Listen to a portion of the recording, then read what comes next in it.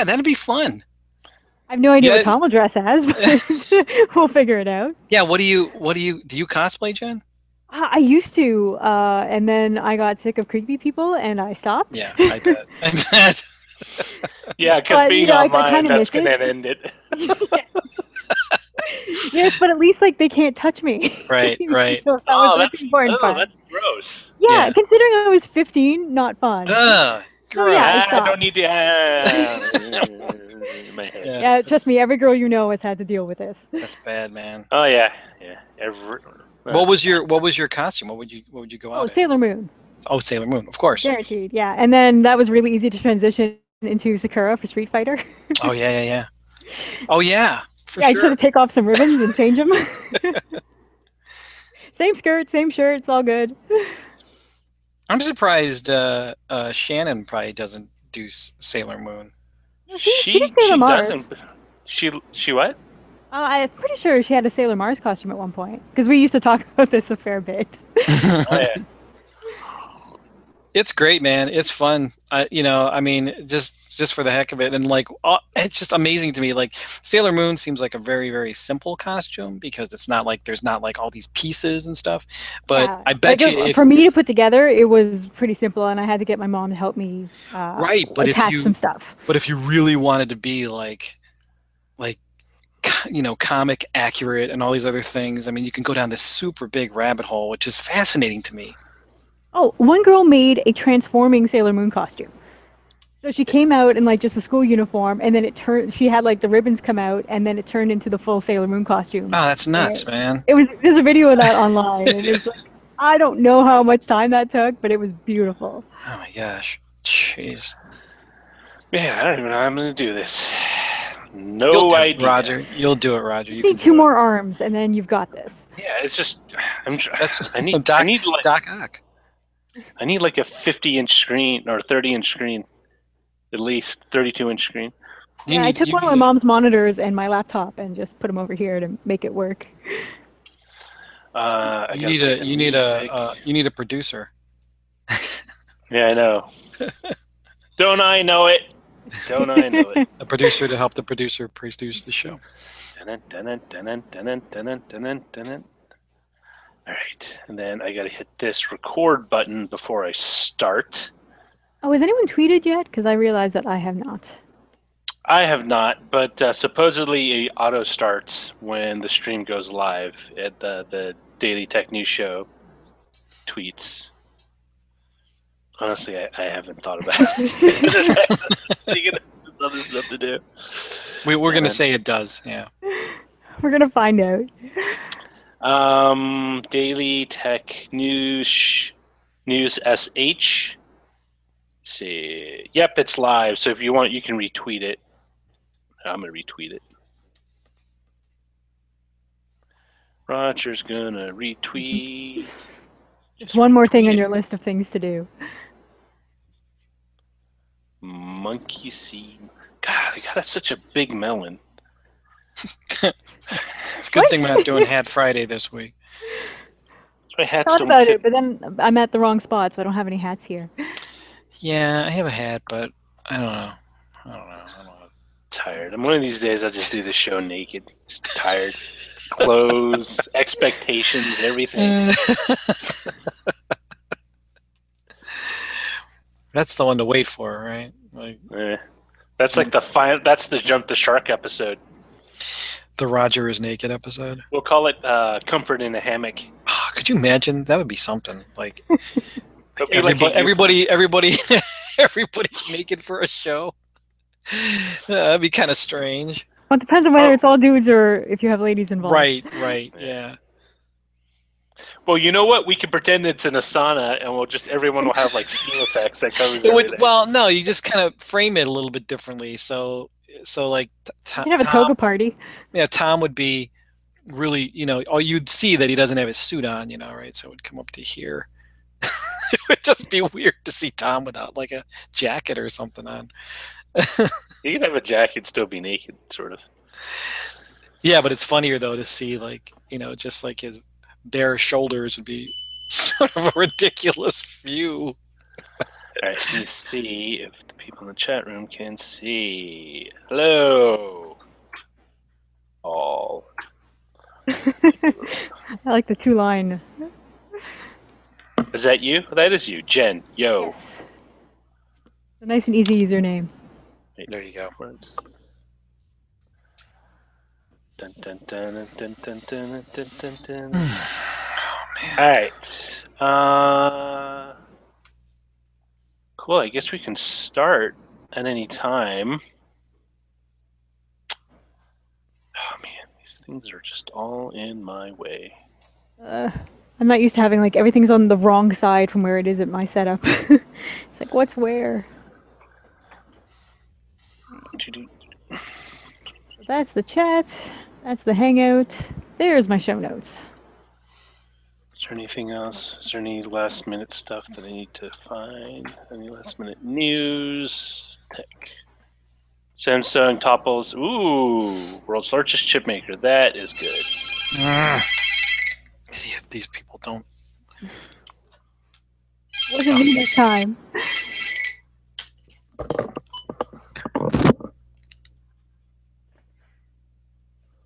Nah, it's a robot. I didn't even get to do my robot sound.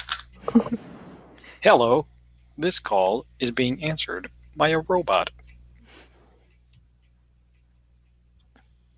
Let me see. God, it's so nice to have air conditioning right now. Its latest earnings report. It's just humid, you know? Like, it's not like here it's not super, super hot. It's like in the 90s, but it's just humid. And I think that's even worse than... Yeah, you know, that's not that big of a deal, really. Humidity? Yeah. No. The Samsung topples Intel. Oh, the news. Okay. So, like, humidity affects some people pretty badly. Like, humidity is the worst. For me, it's construction. That's why I can't be at my studio. Because they're digging up the street and they're fixing the roof. So there's just like, there's no way to work around that. But show. Wait, that's before. We got the roof tar going. All these necessary things before the winter. Yeah, that stuff stinks. Roof tar. Yeah. Like, well, I'm gonna go over here and pet my dog all day. All right, you two. You guys want to start like 3 minutes early? Yeah, it's fine, man. Well, whenever you are. Cool. All right. I guess I should button this button. I'm not used to having a right-handed mouse. This is throwing me off. All right. I'm going to start recording in 3, 2. Daily Tech News Show is powered by you. To find out more, head to dailytechnewsshow.com/support.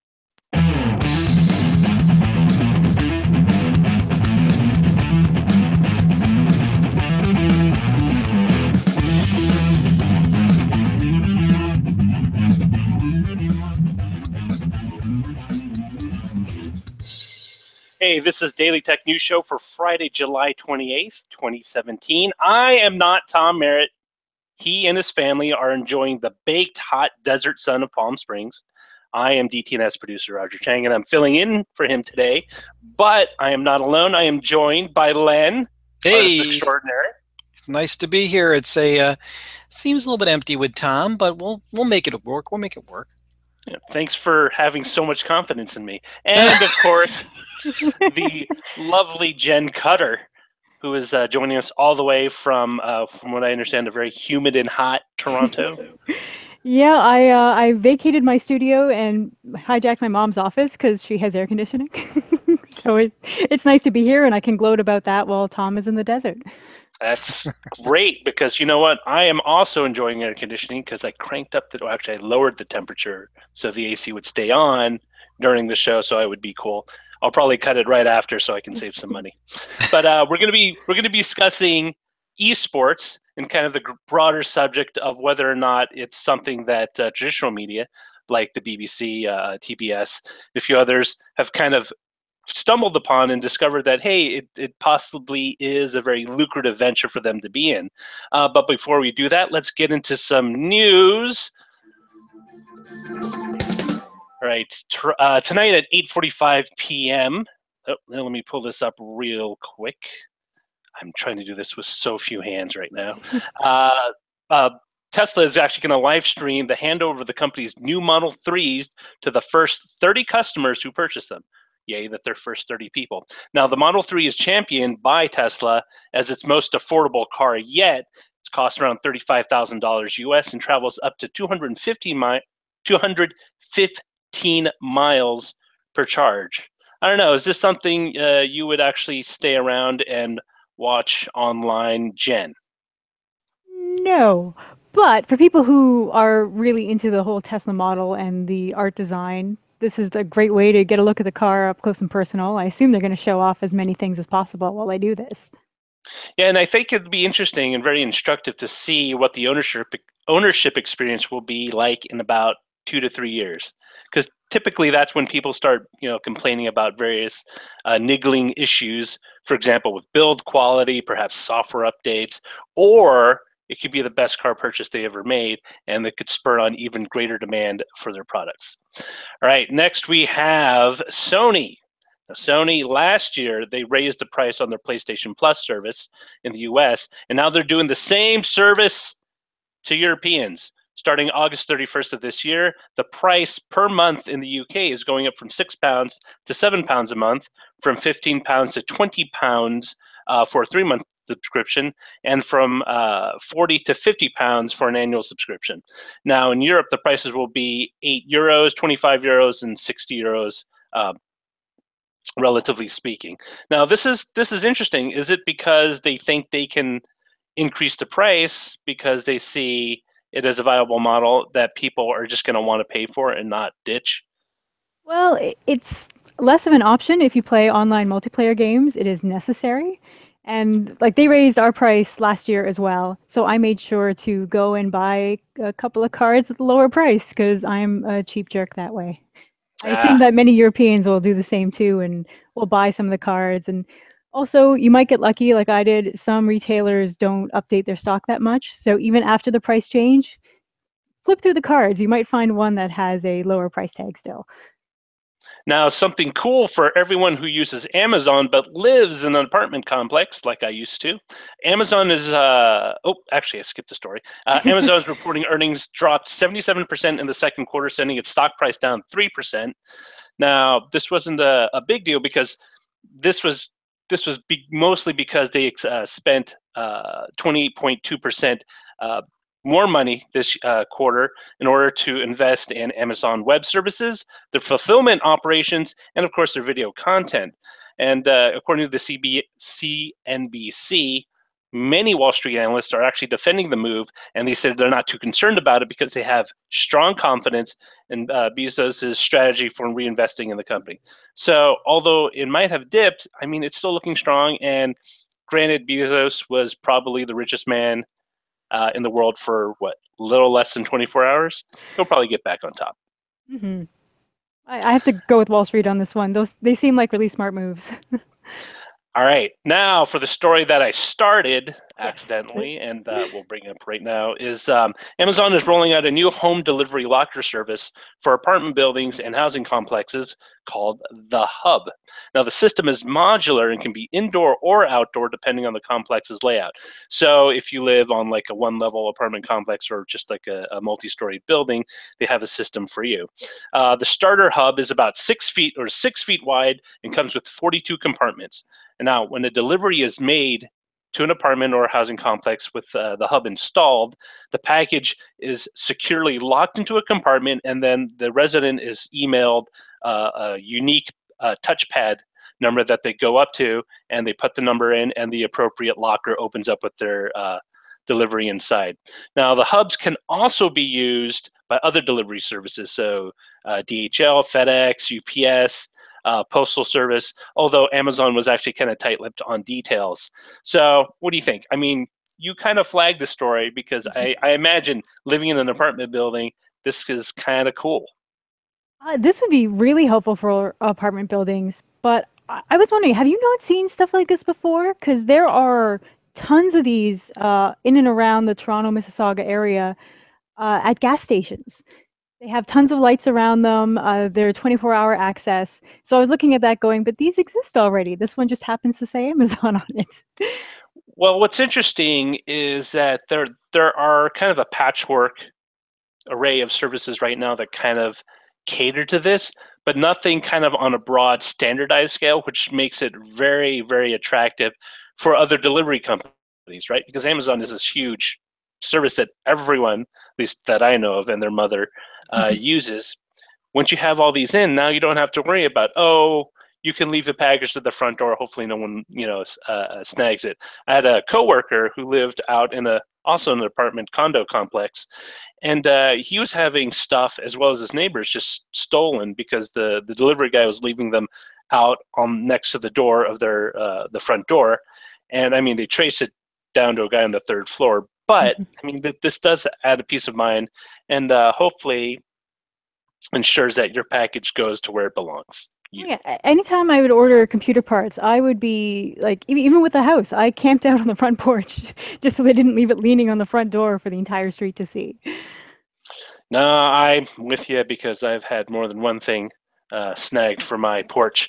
All right, next story we have virtual reality social network, AltspaceVR, is closing up shop August 3rd, 10 p.m. Eastern Time. Now, company spokesperson Gerald Gerald said in an email after the company's latest deal for its next round of funding fell through, and, quote, the company has run out of time and money.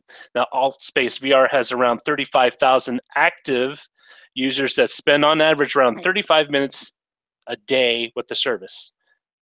Now, is this something that I have a feeling this is one of the things that we're beginning to see where you have a lot of companies that kind of got on board initially with VR, but as the market slowly matures, there's just a gradual shaking out of various bits of it as we see stronger players kind of come to the top. Mm-hmm. I'm always sad when any kind of MMO type environment shuts down because you have friends, you've made all these relationships. And I'm really glad they were able to make this announcement earlier so people can get contact information and stay in touch. Otherwise, it's always sad when things just shut down completely and then you have no recourse. But it's the problem with taking up VR. You've got these competing headsets. You don't know which one you want to buy. You don't know who the winner is. You don't want to end up with a Betamax. It's a tough time to start these huge overarching projects. Yeah, well, it's weird because it's supported pretty broadly. I mean, the Oculus Rift, the Gear VR, HTC Fine. Granted, it doesn't include the PlayStation or what's the Microsoft one, Halo. Well, it's not out, so it doesn't matter. HoloLens. Thanks, Len. HoloLens. It's kind of interesting. I mean, they've built. I mean, albeit it is a relatively small number of users compared to other social networks. That was smaller than I thought it was. It's interesting. I mean, it is a smaller thing that could have had legs, but I think looking back, we'll see it as something that was a little ahead of its time, and that as the technology, but also the marketplace matures, we might see something similar, although perhaps not in the same kind of Second Life aesthetic. Well, the fact that users were they said on average 35 minutes a day, that's pretty interesting. That is hanging out with your friends kind of time. What are you doing for 35 minutes though in VR? I want to know. Like, are you playing virtual card games? Are you playing virtual Pinochle? Are you making deals? Are you threatening people? I mean, it's human behavior being what it is. I'm just very fascinating because I don't know. I think it's about as much time as you get for recess at school, right? Like, not 30 over minutes, the course of a day, I think that would add up. That's about 30 minutes. I mean, think of all the things you accomplish, all the social butterflying that you do. You collect lunch money, you talk about sports teams, figure out whose party you're going to, and all that stuff. Well, think of how much time we spend on chat a day just without the VR side. It'd be neat to have like more face-to-face kind of almost fake hands-on time with people. Yeah, I mean, all this time it's I was the startup really cost. Well, and that's the thing is they couldn't get that next round of funding to keep them going. And having been at a company that was funded by VC for quite some time, going each time, everyone's hands are sweating. So you're trying to get that, like, okay, we agree to loosen our purse strings and give you enough money for another year of operation. All right, moving forward, we have Colin Angle, CEO of iRobot. Now, he backtracked on an earlier comment that he made this week to Reuters, alluding to selling mapping data from the Roomba self-vacuuming or vacuuming robots, mapping data of customers' homes. Now, in a statement that he sent to ZDNet, Angle states that iRobot will never sell your data. A company representative said that the earlier statement was just simply misinterpreted. However, Angle still wants to integrate Roomba data with other smart home services, so anything provided by Google or Apple, but added that it's going to be essentially up to the customer if they want to share that data to integrate it with those services to enhance the feature set. It's a very kind of touchy subject for a lot of people. As a lot of these smart home devices make their way into more and more homes, I think a lot of people are going to be a lot more tight-fisted about who gets that information. And, you know, you think about it, a vacuum cleaner is pretty innocuous, but it can give you the layout of someone's house, right? And that's maybe not something you want to give away. Opt-out is always better than opt-in. 100% of the time. Opting in is at least a conscious choice. You have to look into it, see what it's about, and then make your call. But my fear about this is, do you really think it was misinterpreted, or do you think the backlash was just loud enough that they had to pretend? You know, I'm sure he thought he was being a cool guy, and it's like, yeah, you know, we got this data, and sure, it's only about, you know, the hardwood floors in your house and stuff, but imagine what we could do if we integrated with Google Home or whatever Amazon has or Apple, and we can build a much bigger detailed picture about your home environment. And he was thinking dollar signs, and I'm sure a lot of people were thinking, shaking their heads, saying, no, not on my watch. He probably backed off a little bit, and, you know, things were misinterpreted because he said them in a very plain-spoken way, and people didn't like it, and so they were misinterpreted. But I'm cynical. Tom will tell you that. I'm a very cynical man. Now, speaking of Apple, Apple TV has yet another patent dispute on their hands. Now, the ability for Apple TV to replay the last 15 seconds of a video or a movie that you're watching and then enable caption temporarily as you watch, and whenever you say, what did she say to Siri, is the focus of a new lawsuit from Florida-based Custom Play. Now, Custom Play in a lawsuit said, is alleging that they patented that concept back in 1998. That means back in 1998, they had the idea of, hey, wouldn't it be great if you could just pause the video and have it rewind and then give you the captions to it, just in case you didn't understand what was said during that really soft but very important scene in the movie. Custom Play claims that it tried to contact regarding the feature back in 2014, got no response. Now, the company itself, Custom Play, produces companion apps, which they say enhance the movie watching experience. I don't know. I don't think this will go anywhere, but it's very interesting that it is popping up once again. Well, not this particular thing, but kind of a patent dispute. I was hoping the last round, back in, was it late last year or early this year, kind of put the kibosh on it. But I mean, what do you think? I was surprised when I saw this story because Universal Blu-rays, I almost said DVDs, but I think it's only the Blu-rays, they have their feature called You Hear, where if you miss something because there was an explosion or you just weren't paying attention, you click the You Hear button, rewinds 10 or 15 seconds, plays it back with subtitles, and then turns off the subtitles, just so you can catch what you missed in perfect clarity. And like, that's been around, that patent the trademark was approved, and they're not mentioned in this lawsuit. So I don't know what the difference is that these guys are going after Apple and not Universal. Is it just because it's voice activated? It's very interesting. I mean, there are so many ideas and so many concepts that have rolled out concurrently, but may not have had the same kind of origin. For example, I'm sure various people over the years have thought of different ways to open your garage door remotely, right? You know, oh, well, use sound. I mean, one of the original ways was a sound clicker. It was ultrasonic, and it would signal the device to upon hearing this ultrasonic sound would open the garage door. Of course, in the long term, that's not such a smart idea, but it worked for what it was. I mean, I don't know. It seems, at least from my point of view, it seems a little thin for them to claim that as something they patented, because they didn't explain what exactly the mechanics of what they patented, right? I can see you saying you patented a voice-operated system that works with your smartphone or whatever, your integrated home and your set-top box. Like, just saying that it does this particular thing seems a little too broad for a patent dispute. But I could be wrong. I'm not a lawyer. I don't make money suing other companies trying to claim intellectual property rights.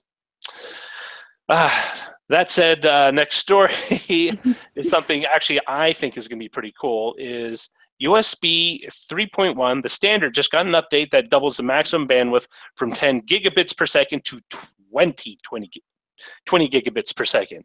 Now, the USB 3.0 promoters group says that the USB 3.2 spec is in final draft review phase. The updated standard will achieve its increased bandwidth by using 2-channel operation versus the 1 super speed channel that USB 3.1 uses, which will only be possible with a certified USB 3.1 Type-C cable. So you need one of those ones, the new Type-C ends on it. But the standard, of course, will feature backward compatibility. Now, what's interesting is that this ties in with, of course, Thunderbolt 3 and Intel's push to kind of get that adopted wider by system builders, because for them, USB 3 runs on top of Thunderbolt, so it's the same connector. It's the same connector that Thunderbolt 3 uses. I'm kind of excited because that really means we'll be coming to the point where we'll only have 1 or 2 jacks on the side of your laptop of the device, but you can hang like a multitude of devices off of them. I was angry when I first read this article until I got to the point where it said backwards compatibility. I was like, yes. Because when I buy a new computer, it will have the latest standard and I will need new cables. But at least if I only have to buy a couple of new cables, that's better than having to buy 19 different kinds of cables. And, I think at least for laptop builders or tablet builders, I mean, this really simplifies your ability to integrate with a bunch of other devices, right? As you get higher speeds, that means you can get bandwidth hungry devices that perhaps wasn't suited even for USB 2.0, mass storage like RAID devices and stuff, and you can connect those without having to have 5 or different dongles that you keep in a bag that I used to do. When I used to run around CES, it's like, I need one of these, I need one of these, I need one of these, just to get something done. It's pretty neat. I think it's pretty cool. Did they say anything about the power consumption for this kind of stuff? So it's going to be, I think it's going to take the existing power that they have for USB 3. So it's the same, in other words, the same amount of current that you can run over 3.1 will apply to 3.2. Nice. But of course, they could make changes to the spec, even if it's final draft review phase. But I mean, really, this isn't something that consumers really need to do actively, other than look for new products that support it. And finally, BBC 3. As we all know, the BBC has a multitude of channels. 3 is their online digital one, starting tonight, and for the next 6 weeks, it's going to bring 4 hours of live esports coverage every weekend. Now, partnered with Gfinity and the Elite League Series 1, and it will stream Street Fighter V on Fridays, Counter-Strike Global Offensive on Saturdays, and Rocket League on Sundays. Now, although the partnership is for 6 weeks only, Engadget is musing that perhaps it is a trial run for a more permanent and larger block of esports programming on BBC 3. Is this something you'd think you'd ever watch? I know that you don't watch a lot of BBC stuff online. Yeah, it's hard because I really get, well, now that the iPlayer, but I pay for Doctor Who off Amazon. Possibly. I mean, it's really interesting because this actually segues straight into our main discussion. being an older fellow and somewhat with a limited understanding of esports and broadcasting, I think this kind of broadens out into, is this an attempt by an existing content provider, or in this case the BBC, to be more relevant to an audience or a younger demographic that has been so attuned to streaming video, whether it's on Netflix, YouTube, and of course, Twitch, Vine, a multitude of different platforms, but kind of like, hey, it's not just going to be Richard Attenborough documentaries. It's not going to be costume dramas. It's going to be stuff that, you're going to be interested in seeing. And I'm wondering, I mean, where outside of things like sponsorships, where does the money come from? I mean, is it going to be running ads in it? Is it going to be selling merchandise like BBC Three, E-League kind of thing? Well, for BBC, well, don't not they BBC not in general, have commercials? Like, would BBC Three have commercials online? I don't think they do. No, not BBC specifically, but I mean in a broader setting of, like, because TBS has their own system or serve E-League show setup, right? Yes, they I do mean, Counter-Strike Go, and there are commercial breaks, which are traditional television commercial breaks. You will see regular commercials for fast food and all that. but I mean, like, is this a situation where the demand has basically come from the audience, like, we really want to see this stuff? Or is it to the point where, like, we want to see this stuff, so, TBS, BBC, it's like, hey, people are knocking on their door telling us they want us to see this stuff, let's give it to them? Or is it because that the esports kind of arena has gotten so huge that a lot of these traditional broadcasters used to look at it as like, well, that's just small potatoes, we're not interested, to the point where, okay, now it's not small potatoes anymore, now it's a big potato with a side of steak and a lobster. So we're going to try to see what, if we're going to make a business model out of this, and maybe use a traditional kind of sports franchise, like, whether it's like NFL, NHL, MLB, NBA, or something like UFC, where it's pay-per-view. Let's do a lot of pay-per-view boxing, where we can just set up matches, we can set up events that people will pay, $5 to watch, and, cross that over, 500,000 or more viewers. I mean, that's not small change. No, let me back up a bit to talk about where esports has been on TV so far and how they've arranged it. Because last year, the Evo Street Fighter V finals were on ESPN2. They did that again this year. And on top of that, they also aired the Smash Brothers Wii U finals on ESPNU and Disney XD. And Disney being part of the whole ABC family, that was a bit of a surprise. But it made sense for that audience to have a Disney XD network and the Smash characters. I think there's a lot of crossover in that Venn diagram. And then you already mentioned TBS and their E-League with Counter-Strike Go. Incredible production. I really love watching it, even though we can't legally do so in Canada. They are also broadcasting Road to the International for Dota 2. Continuing with Dota 2, there is a network, it's UK-based, but available in many countries on television, but also you can pay for it online, called Jinx with a G. And they are showing pretty much everything that has to do with the international, and they're doing the last 2 days ad-free, which is where things get interesting, because you can watch stuff on Twitch without ads if you pay for Twitch Prime. But there are still ads integrated in the broadcast. I pay for Twitch Prime. I watch a ton of Evo, but there are still commercial breaks because there's always downtime. There's technical setup. There's, players need breaks between matches. Sometimes you have to find the player who is not ready for their match. And then announcers and the talking heads will, talk about ads. They'll mention the sponsors. They'll do shout outs to, like Razer or Samsung or whatever will pay for airing a commercial within the broadcast, which paying for Twitch Prime does not cover.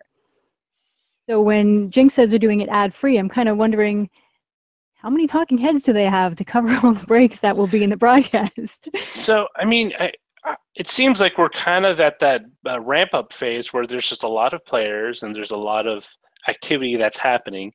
For example, like, I haven't heard much about YouTube's gaming channel or initiative. I mean, it was a big deal like late last year, and I could be just super dense, but I have heard very little from it. And in a way, I'm wondering if they're reevaluating their position, or they're just perhaps rebooting their plans that they had into something else. I agree that they've been pretty quiet. The next big thing in esports coming is Blizzard's Overwatch League. They're doing it as a franchise system. So they've announced which cities will have teams, and it's all big money players behind it. It's not like small independents that are really skilled.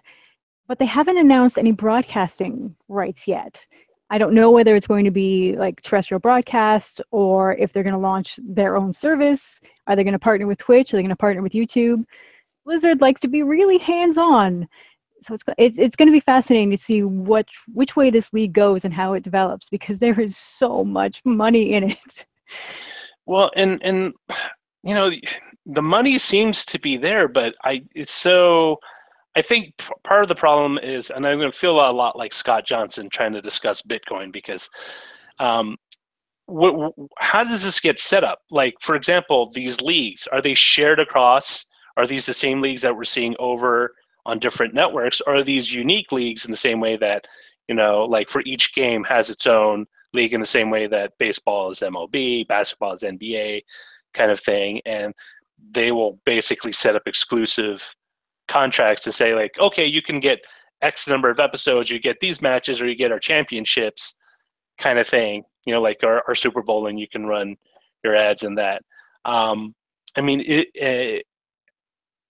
how many E leagues are there right now, or esports leagues are there right now? Oh my goodness. There usually aren't too many different leagues within the same game. Like Counter-Strike will have different leagues, and there are all kinds of scheduling conflicts with that. Street Fighter is centralized more around Capcom Cup, which is run through many different majors that were community events. Rocket League has their own thing.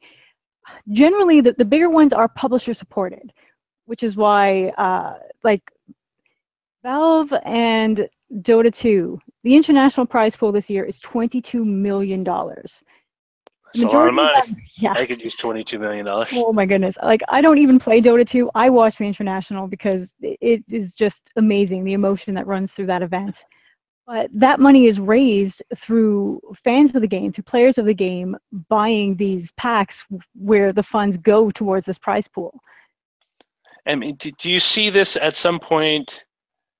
Do you see coverage of esports becoming more mainstream as the audience for it becomes bigger, or is, I mean, again, it's sort of a chicken and egg thing, or is the audience already there, and these broadcasters suddenly just realizing that they exist and they need to cater to them?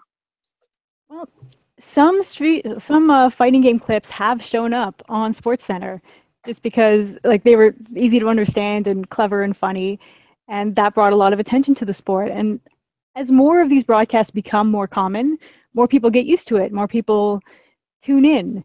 But will the existing fans who watch online for free through every console they own, which they can connect to their TV if they feel like it, will they start paying for specialty channels or pay-per-view broadcasts? I don't know.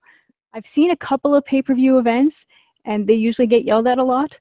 Like Canada Cowboy in the past. Yeah, they whined about, I'm not paying $14 to watch this one event. Why should I give you money? But these days, the production value is much, much higher than it's been in the past. Like, you've seen the TBSE League. I understand there's money in that. They have to make money somehow. They're making it through these broadcast ads and their sponsorships. And, with all things that involve a great deal of money, eventually there comes consolidation where a larger player starts buying up a lot of the smaller players, right? We've seen it before with certain sports teams and sports leagues getting swallowed up. NFL being a good example. But is that something that's still kind of far off in the future for esports, or is this something that we might be in the middle of as everyone kind of sizes up kind of where they are in the market, but also the competition for all these eyeballs? If you are a law student right now, I would recommend taking a look at esports law. It's a developing area. There are some great players in there looking out for the players. Because all of the money and power reside with the publishers and the broadcasters, there have been interesting talks about contracts and how to protect players and how to manage transfers between teams and just teams in general, because there's been some weird collusion type things going on with hiding Match contracts. And fixing? Are you no, saying no, match? not that kind of like, yes, that was a problem too, but just in terms of like paying a player and not playing them just so that another team wouldn't get them. So ranking them out kind of thing. There is no esports player union at this point in time. So it's interesting because what you're describing is kind of how a lot of major sports leagues kind of went through the ranks and a lot of the growing pains. So I mean, it's safe to say that we're still in the growing pain stage, but it is gaining traction to the point where, you know, I mean, 22 million, like the $22 million you mentioned. I mean, that's not small change. That isn't like, hey, you win $2,000 and a free, you know, overnight stay at the Hilton, you know, at Reno or Lake Tahoe. Like, this is serious money. This I is don't know. selling out It's stadiums on a regular basis. Like when in Toronto, they sold out the Air Canada Centre. It was amazing. I see, and this is one of those things I feel is a generational shift, right? I'm kind of borderline because like Street Fighter games totally excite me, like Dota and the other stuff, not so much. But like this I think is a. Would you say the audience averages around 35 and under, or younger than that, or older? That is a very good question. I'm not sure about the demographics. I know the younger kids are watching, but most of the people I know that watch are my age or older, and we're Well, the ones technically with money. well, and that's what, and that was, you know, that trying to figure out is because that is a demographic with money. You know, back when that audience was, say, in their early 20s, people could kind of slough them off as saying they're just out of school, they maybe have their first job, but they don't have a huge disposable income, right? And I mean, there's a reason why comic book movies are coming out for the, you know, have been coming out for the past 8 years. It's because that cohort, that group of people that grew up on them, has finally matured to the age where they still like that content. They're still into that content, but now they have a much larger bank account to kind of spend into that hobby that they had. And I think we're seeing the same thing where now you have an audience, or at least a fan base for you know, professional sports game, electronic gaming come to the fore, where now they can spend money because now they are, you know, in a position where they have a large disposable income. You know, they have their life relatively together. Some people I know don't. And you know, it's interesting because, you know, everything leads. I mean, follow the money. That's what everyone says. But no, it's really interesting. I mean, is there something on the horizon before the end of the year you think will be the biggest, at least, or the big events that will happen before the end of 2017? Oh, well, Capcom Cup is in December. I'm definitely looking forward to that. That is the main Street Fighter Championship that isn't EVO, but EVO is on the road to that. So winning EVO gives you a ton of points to put you ahead in the Capcom Cup standings. But I actually want to talk about, you mentioned Marvel, and there's a new Marvel game coming out this year. And with all of the, as you said, like the fans for Marvel, would they be interested in playing the video game where all of the Marvel heroes fight each other? But with the barrier to entry of how difficult fighting games were, which we were talking about before the show, I wonder how many people will stick with it, or as some advertisers would like, they'll just be interested in watching these heroes beat up each other, even though they can't play the game that well. I mean, that's you bring a very fascinating point, and we're kind of running out of time, but I'm going to bring it up very short. Bring this up. Is esports, are the viewers competitors or people who play it, or can they just be spectators? For example, I don't really play football. I never played football, but I like watching the Super Bowl and I like watching, you know, the season play out. People will say the same thing about baseball. They might not be great at baseball or have very little interest playing it themselves, but they enjoy watching the sport. I mean, is that something similar for an esports audience. I mean, do they all have to be gamers, right? I mean, typically when people think, oh, E-League this, E-League that, they think like a bunch of guys, you're catering to a bunch of guys or gals that really love playing those games. Or can you just be someone who just knows the rules for it, like, you know, fighting game, and you just enjoy the spectacle? Like, you know, it's like virtually hovering over the arcade, you know, when people, you know, have a big match, which used to be a big thing in my college. You know, people would huddle around the Street Fighter 2 when the two best players would come and play during lunch. I Well, mean, that's is what that a Twitch thing? is now. Well, yeah. I mean, Twitch, Let's Play, but are those people that watch, are they gamers, or can they be other people who just like watching that kind of activity play out? Yeah, I think you will get those people on TV that you won't get signing up for Twitch. Oh, That I is mean that. probably a way to grow the game, so to I speak. mean, because I'm thinking with Marvel, people might like the Marvel characters, and what you're saying, like they're not maybe that good at playing or even understanding how to play, but they like it because it's a very simple dynamic, right? I mean, it's very It's very straightforward, flashy. very flashy. You got powers and stuff, and you have things that are recognizable. For example, the Marvel characters, and one person loses, another one wins, and so there's no kind of weird system of like, oh, they need to get so many resource points for that in order to win, you know, like StarCraft. Um, but very interesting. Well, you know, I think it's going to be a big thing, and I hope for the best, because honestly, I really suck at Street Fighter 2 and 4 and 5 and whatever else, but I really like watching it. It's kind of hypnotic in a way. It's like, you know, you just watch and your mind wanders a little bit, which is it has a nice feel to it. All right, moving on to the messages of the day. We got one from Martin Rojas, who shares his thoughts on yesterday's news item on YouTube Red and Google Play Music merging. He writes, in the discussion yesterday about Google merging Play Music with YouTube Red, I actually pay for the family package of Play Music almost exclusively for getting YouTube with no ads for me and my family. I am not a big music listener, but it's nice to have. For me, that money is worth to use YouTube with no ads. Second, to the point that Justin was making about medical information being secure in doctors' offices, I think for the most part, the industry has horrible security, as with the worm last month taking down hospitals. We don't really hear about it because right now that information really isn't worth much. If Amazon is able to take that medical information and make it valuable, then it will be open season on hospitals and doctor offices, much the same way that personal computers have seen a rise of attacks since cryptocurrency made it worth it. I mean, that's Martin brings up a very interesting point. Now, yesterday, just to fill in audience members, Justin and Paul Spain were talking about Google merging Play Music with YouTube Red, because they weren't, to be honest, I don't think they were getting the audience numbers that they wanted, and people were a little confused because they overlapped in terms of content. But what Martin's saying is he paid for one in order to get YouTube Red or YouTube with no ads, which, as someone with a 2.5-year-old, is huge, because you want to sit through an ad when your child's favorite music video is coming up and they're screaming about it.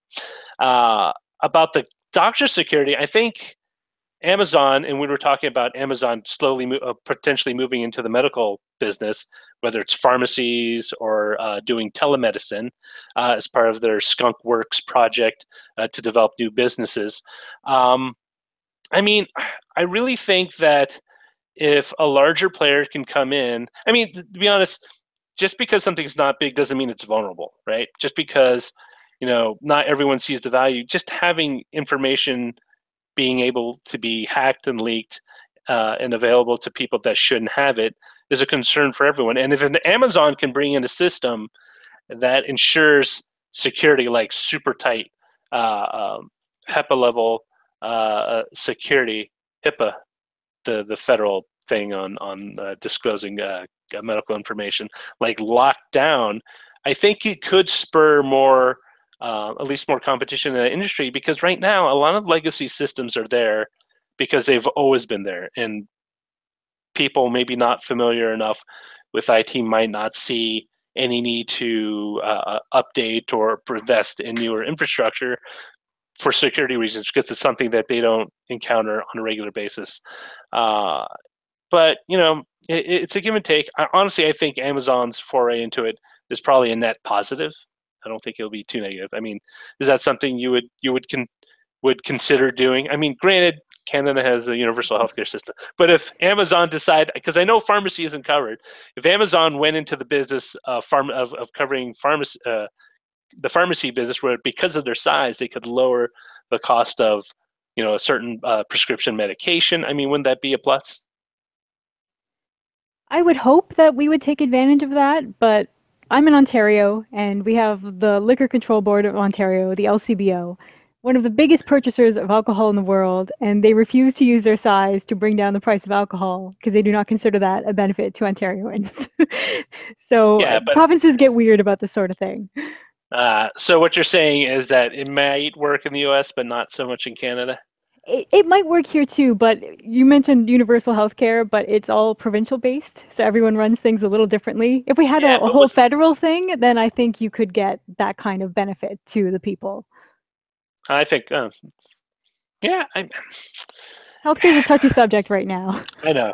Believe me, it is, especially in this household, my household. All right, Len, let us visit with you and to see what amazing creation you have drawn up from my constant meanderings of esports, like an old guy on a porch. Well, I'm excited about esports myself. I'm really I want to see what happens with it, and we talked about esports a year ago, almost to the day last year on the last show. But as of course, if you're not playing esports, you're watching it, which means that you're going to be streaming 6 weeks of esports and not playing your games. And this is what it's going to look like. If you go, if you go to my store, you can check it out. It's basically a gamer who has the little Hadouken flag, but he's also covered in spider webs because he hasn't played his own games because he's been watching 6 weeks of esports. So I guess it's a trade-off. So I love that you threw in the old school gamer chair that I think most of us had. I'm glad you noticed that. Oh my God. I think I threw the last time I moved, I finally gave mine away. Just get this away from me. I'm never going to use it again. I spent many a night on the chair just like that playing Street Fighter, and I think I still had a CRT at the time. Yeah, you know what's interesting is you put spider or cobwebs in there to indicate that they've been there for a long time.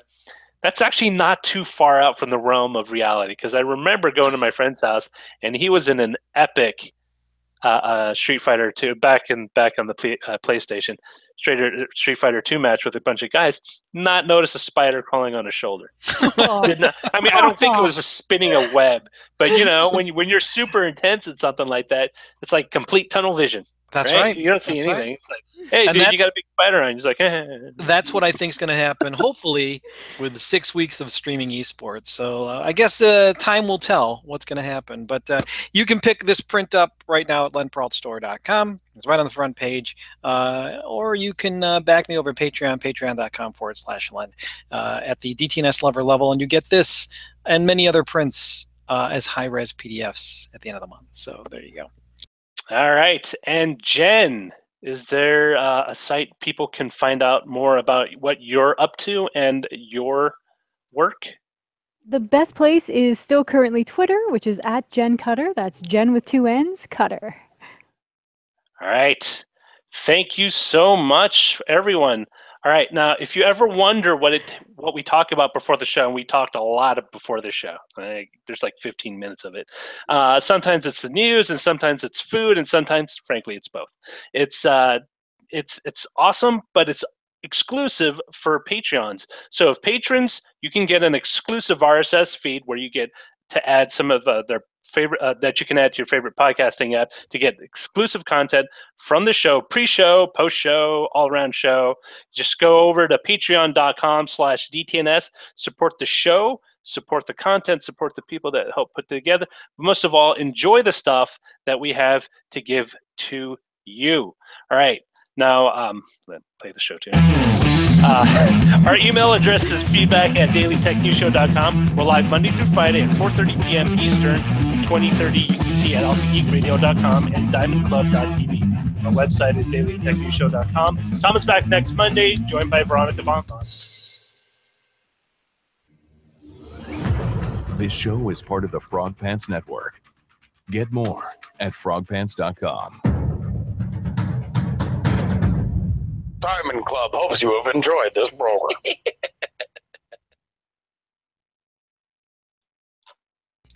Yay! Oh, how does job. Tom do that? I only have 2 arms. You did a great think Tom job. is human. Tom is not human. That or he has a duplicate of himself somewhere. It's all muscle memory, He's so good at doing it without moving. You don't even see the arms go around. I honestly used to think that Tom was just the upper half, and the rest of it was like a robot, like with a many-armed robot. It's like, it's. I am impressed with his ability to manage all that. Because, sorry, and I apologize to the audience. I missed a few cues there, trying to find everything. Mm-hmm. But crazy. Yeah. But I love the show. It was great. You guys were great. Len was great. Counter-Strike was okay. I want that flag now. I know they do Street Fighter movies, and for the most part, I think they stink.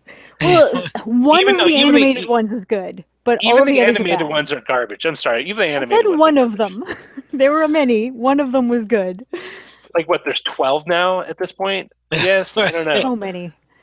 Titles. Now, if you can find our titles or vote for them over at Showbot TV. At the top of the heap, we got Esports, a win-win situation. Are you ready for some esports.com and a nod to Monday Night Football? Are you ready for the football? Mm-hmm. Sony ups U.S. prices, now up yours Europe. I like that. I'm not sure if we can get away with it, though. Social VR faces reality. Ooh, I like that one. 15-second lawsuit. What did they patent? Very gone. Subtitled lawsuit. Are you an esport? I bet you are. Say no more. Say no more. I actually like. Are you ready for some esports? But that's a good one. I'm going to vote for that one. Well, Andrew, there's still time. There's still time to vote. It's going to take me a minute or so to figure out where everything just recorded to. BioCow in the chat room says that Tom is part octopus. I believe that. I do not find that to be absurd at all. I think it's highly probable. And probably when Tom sits down in front of the camera, he suddenly transforms into octopus form below, and he's doing all this magic. You don't get to see it, but that I've actually been at his house when he's doing the show, and I've seen him transform into an octopus, so I can verify. I have a feeling he's kind of like a Doc Ock, like he has a little device, but it's not on his back. It's like on his legs or something. Like his... All right, gang. I'm going to log off, but it was nice being here. Good job, Roger. That was awesome. Thank you, Len, and thanks for being part of the show today. Oh, no problem. All right. See you next week. Bye. Bye. All right. It's just you and me, Jen. Yep. Yeah, well, what was the pre-show talk today? Were you recording when we were talking about every fighting game in existence? Yes, we did. Good. We covered a lot of bases there. Well, you mentioned SNK, and I know SNK did a Street Fighter crossover with Capcom. Capcom versus SNK 2 is one of my favorite games. That was it, Capcom versus SNK. The SNK version, I remember being not so hot. Like the animations are kind of crappy, and the moves weren't as good. Like they're the same moves, but they just didn't seem to work. I don't know. It's a different control scheme too, because one's like 6-button, one's 4-button. Yeah. Well, there's the what's the not Arena Combat? What's the one that they do? What's the really super popular SNK fighter? King of Fighters? Yeah, King of Fighters. Yeah, the new one. I love the new one. Then they throw in the fighting rate. What's the fighting rate? Art of Fighters or those characters? They had really god awful moves to pull off their special moves. I just remember it really being annoying. But I do like King. King was the only one with a normal like Ryu, Ken fireball motion. Well, that's the hard part about when you're really good at one fighting game and transferring that to another, because Tekken is one system and Justice is another system. Mortal Kombat's kind of close to that one, and then Smash is its own thing. The only Mortal Kombat one I ever got really good with was Raiden and Sub-Zero, because their moves are pretty straightforward. Mhm. Like Raiden was tap tap to, was it tap tap to? Oh no, tap tap to do the where he flies at you. You do the fireball to do the lightning, and then you just kind of slam the stick, and he disappears and reappears. Same thing with Sub-Zero, the 3 buttons with the block back, and he slides. You know, the roundhouse, and then I know his fatality move. I think Sub-Zero is the only one I know. This is the only fatality I know. I used to know all the friendship moves. That was my favorite thing because it made people so mad. I was like, why did you take the head off? It's like, ah. Games are crazy. I miss arcades, but I don't miss spending that kind of money. I like spending that money at home so I can play on my TV. I not deal with other people. I remember arcades in the 80s slowly going really seedy, and then I remember only finding arcade machines in 2 places, at the quad at college and at bus terminals, like Greyhouse bus terminals, and maybe a pizza, like a Shakey's Pizza Shack or something. I found them at a couple of pizza places and hockey rinks. I spent a great deal of time in hockey rinks, and those arcade machines made a lot of money from me. I eventually found the switch for one. Like whoever built the cabinet or whatever, the on-off switch was at the top, and if you did it just right, you could actually cheat yourself into a free game. I had to do it just right.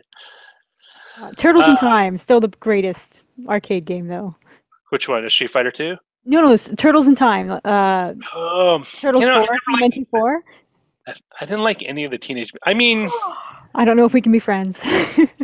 They were quarter eaters. I mean, that's what they were designed to do. You did a good job, but you can play with 3 of your teammates, and that's why it was great. I liked games that I could finish on a quarter. What could you finish on a quarter?